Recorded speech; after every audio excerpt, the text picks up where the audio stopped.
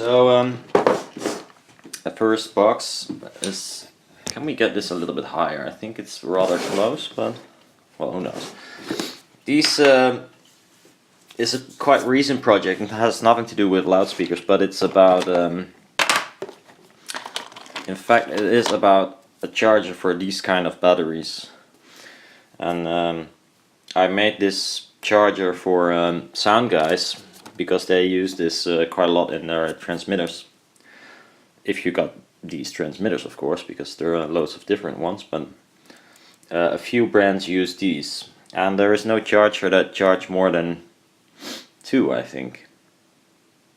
No, it's not completely true. There are chargers now that do, but they're 1,200 euros or something, or dollar, which is quite expensive, and I thought I can make my own for at least way cheaper.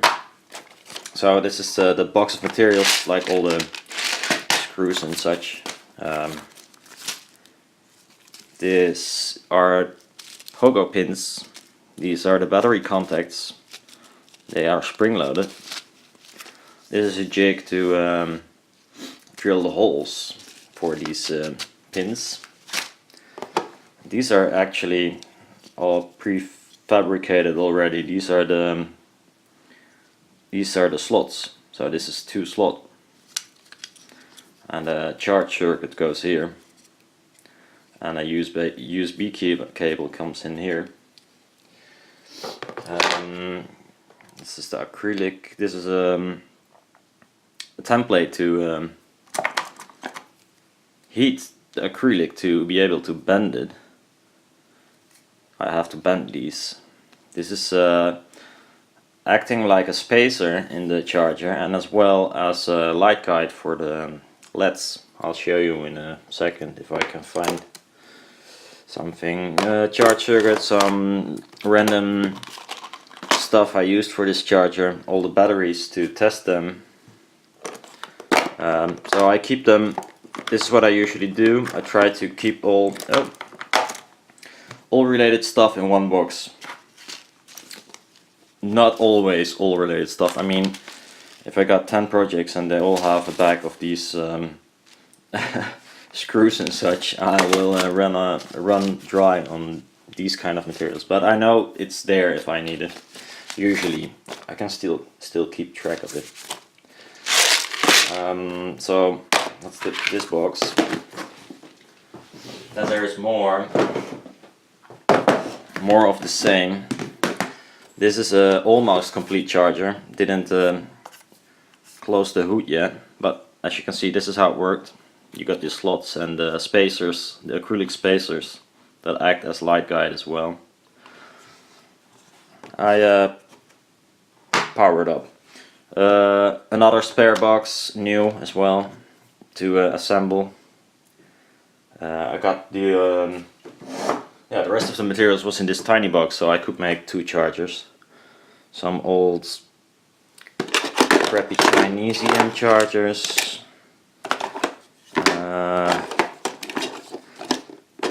Also, one of the reasons I made my own, a tester to test the capacity of these chargers, or the batteries, what they did, if it charged correctly. Another sort of test thing I made to jam into the charger and see how many amps it's charging at. Some cables, nothing special. More cables for this charger. So nothing special here. I'll look it up for a second. Do I have, is this a Euro cord? Yeah, this is a Euro cord. So this is actually how it looks. So it uses the spacers as well as a light guide, so you can see what's happening. So now they're all green, so there's nothing happening, or the battery is full. Let me get me a battery. I'm not sure if these are full, I don't think so. And they start charging, and you see this kind of disco effect. That's the reason why the hood is still open. I have to add a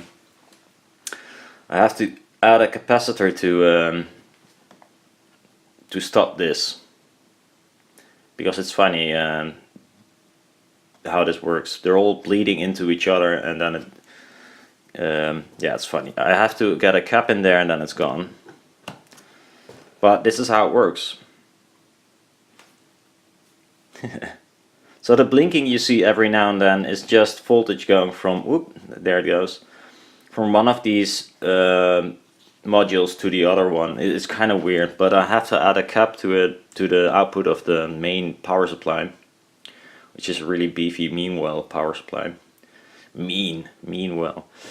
But yeah, so they can charge 12 batteries at one go instead of 2. And even it's all modular. That's the way I designed it, or that was my goal. I think it's nice to do. So you got one power supply and then you can add modules. This is 12 batteries, but it could also make an 18 charger or a 24, or you know. So that's funny. Also less, of course. But that was a project I was busy with quite a long time to protect the foils even on it still. Yeah, to get it right and nice looking. It's a bit fingerprints all over, but I think it's a nice project. Pretty happy with it, with the outcome. That's also nice for a change. And I don't see any market clamps. What are you doing? Where are the market clamps? Usually you will put everything together with market clamps. But this is so nice of having a CNC, of course, to be able to make this. There are gonna be some other things on here. What do you call it? More of a knob type, not the rugged thing, just the polished knobs. But as I said, this one is not completely ready, almost done, just a few aesthetic things. But I waited, I made another one, and it's being used right now by a sound guy in the desert, I think, or maybe in a week or so, just to test them. He had them like for a month already, maybe more, and it worked perfectly fine. But after he comes back, so he had it a few months, I'm pretty sure it works as planned, and then I might make more, hopefully. Yeah, so that's one project, and a quite recent one. And it had nothing to do with speakers, which is kind of weird. On top of that, there was my Magger, nothing special, old, and you can buy them secondhand really cheap, and they work quite nicely. So yeah, it's good. It's one of the smelly boxes. Oh, and they're bigger as well. Yeah, it's the smelly kind. Ooh. Holy shit. Something leaking or what? Oh, my eyes. Whew. Oh, this is fucking terrible.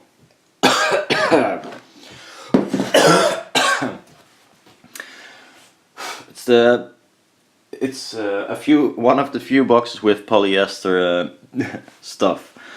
Mirror glaze. It's mold release wax. You use it for casting, for instance, casting polyester or epoxy.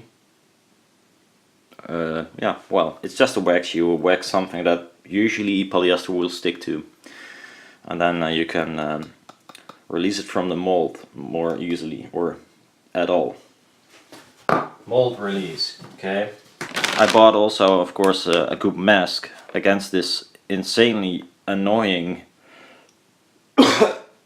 disgusting smell of polyester resin. And as you can see, I didn't use it yet. Not sure if there's an expiring date. I think there was.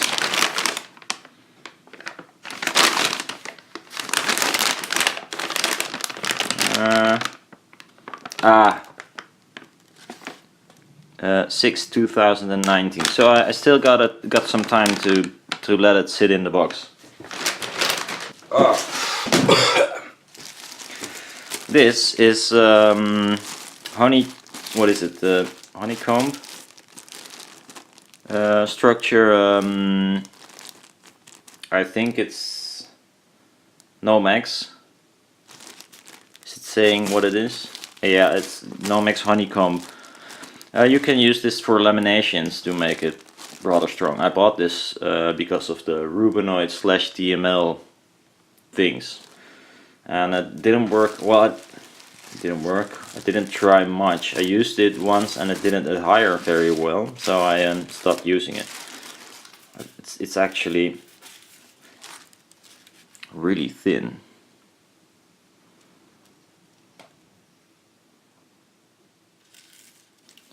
If you laminate this on both sides, you got it becomes really stiff, and at the same time it weighs like nothing. So that was the idea behind this. I got 1 millimeter and a few of 2 millimeters, I think, or half and 1, I'm not sure. But I bet I will use it someday. This is typically Hobby King stuff, I think it was. Hobby King has nice stuff. Also the discharger was from Hobby King. They got some good stuff.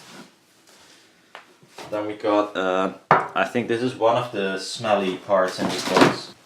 I got some gloves in there, of course. MacP. This is harder for polyester.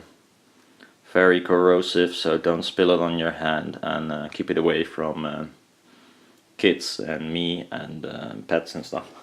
It will burn your hands. Then the thing that makes it also smelly is styrene. It is in the polyester resin itself, I think. And this is, if you want to make it thinner, you can dilute it with styrene. It will shrink more, I think, because this evaporates and smells a lot. Well, yeah, but if you need a thin coating or something, then you add this stuff. Do it outside though, because it stinks. And well, maybe next time I'll use the mask as well. Another box of really random stuff. I'll get something that might explain it. It was an attempt to make a concrete speaker. I'll show you the result we got back then. And it's this. It's tiny housing for no, I forgot the name of the brand of loudspeaker. No, I can't get it. But it's a tiny full ranger that went in here. The thing is, it had to be like really thin walled, which is quite hard with the concrete, of course. So this is not actually the hardest concrete you can get, and it has no metal in it or something. What I try to do is use, you got this leveling concrete. It's the only, well, you know, thin concrete, but it's not as strong as normal concrete. So, well, it's a trade-off. But I couldn't fit any rocks and stuff inside this. And you can see maybe it has fibers in it. Yeah, you see it's a bit fuzzy. So it's fiber reinforced. It came, I think, out of the bag like this stuff. And I did loads of tests, so I had loads of cups with all different mixtures and let it sit there for 1.5 days and see what was the strongest a thin wall piece. Just see what was the strongest material, and this was rather okay. And a lot of people say, "Oh man, can't you just make a speaker for me like this?" Unfortunately, without the sides, it's of course impossible, or it has to be open baffle. But then there's no reason for this backside. But still, it's a nice shape, I think, sort of. I like it. The mold was made from polystyrene foam, the big sheets, and I hot wire cut it on the CNC. So I made a mold. That's where this box comes in, I think, mostly. So this is what I bought later on to make my own reinforced concrete. So this is fibers, and I think it's, what is it? No, it doesn't say what kind of it is, but it's not a glass fiber, I think. Although people think it is glass fiber, but glass fiber won't bond, I think, to the concrete very well. You have to use some sort of additive to do so. Then there's bigger fibers. It's like on rolls. See, it's like all these sort of sticks. I'll get one out. Is this one open? Nope. Oh, here they're actually in a. So they're like these. You can add them to the concrete, but for this thin walled stuff, this is, of course, it's too big. But I could use it maybe for something else. It's cool. So I got 2 of these rolls. Then this reminds me most of eating fatty food, like fries or doner and such. But I used it to make machinable wax. But this box doesn't contain any of the material, so I will skip that part and maybe tell it later on. So some of these. This was in fact the piece of the mold. So it's sitting like this part was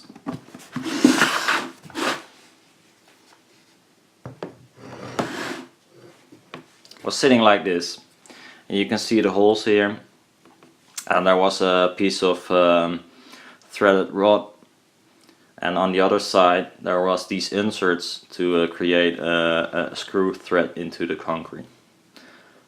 Yeah, so you have to make all kinds of stuff to make these forms and such, which is quite nice if it works out. But it's sometimes, this is quite easy of course, but sometimes you really have to think really hard, because everything you do is the other way around, which is quite hard.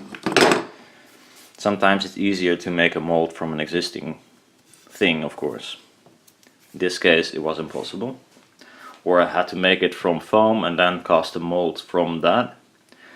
Could be as well. Then we got this crap. Compactuna. It's for concrete as well, and it makes it waterproof. So that's nice. And stronger apparently, but okay, could be, I don't know, but at least it becomes more waterproof. Concrete is not waterproof on its own.